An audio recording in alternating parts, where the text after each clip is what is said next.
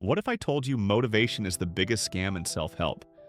That the more you chase it, the further your goals slip away? The people you admire? They don't wait to feel ready. They act especially when they don't. Let's be real. You've made a plan, bought the journal, watched the hype videos. But when it's time to start, you scroll instead. And then comes the guilt. The frustration. Not because you're lazy, but because no one told you the truth. Motivation isn't fuel. It's the spark that burns out. Meet Andy. Andy wanted to write a book. Not just any book, a story he'd been dreaming about since college. It was a tribute to his grandfather, who used to tell wild stories by the fireplace. Andy promised himself this book would honor that memory. So he created the perfect setup.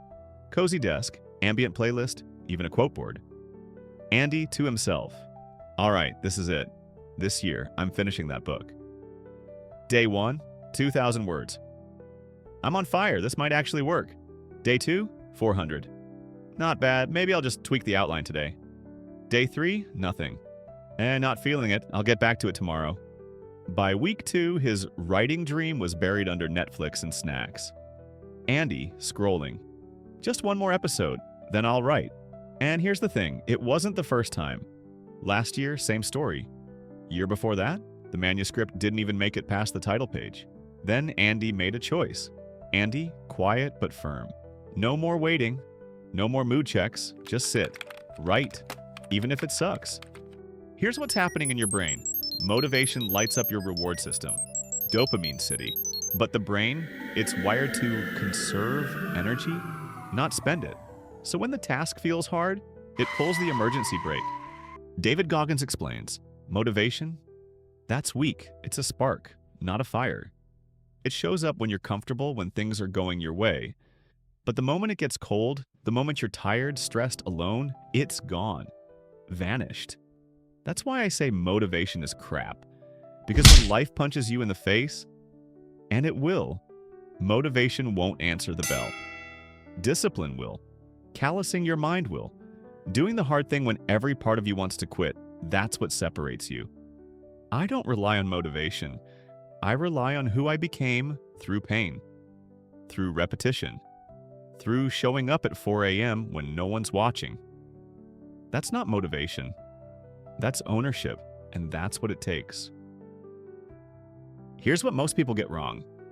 They think motivation or big goals will carry them through. But James Clear drops a truth bomb in Atomic Habits. You don't rise to the level of your goals, you fall to the level of your systems.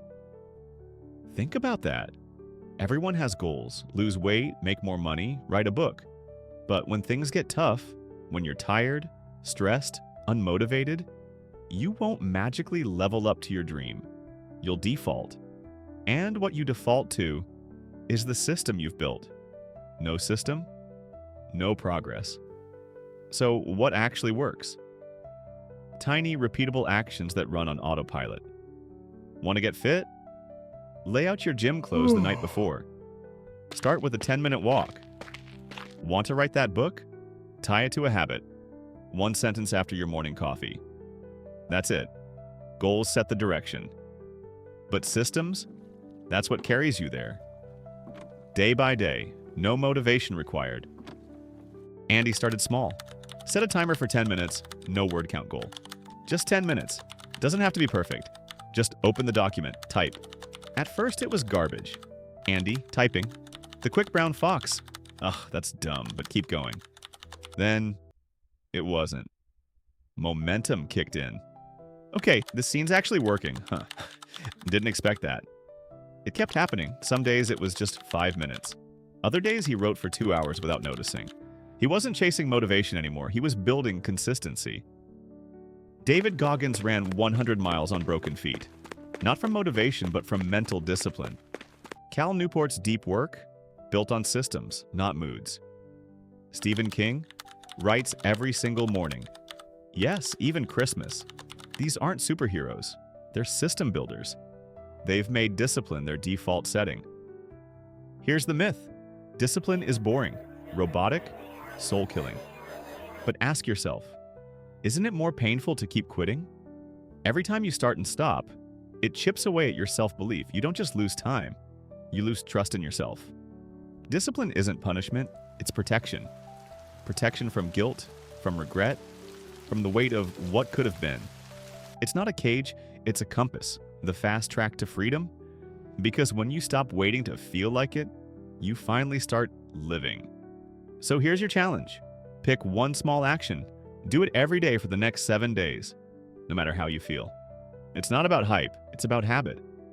Comment day 1 if you're starting today, because when discipline shows up, success does too. If this hit you in the feels or smacked your brain awake, consider paying your emotional tax. It's one like, one sub, and maybe a share with your confused bestie who keeps saying, "I'll start next Monday." We're just getting warmed up.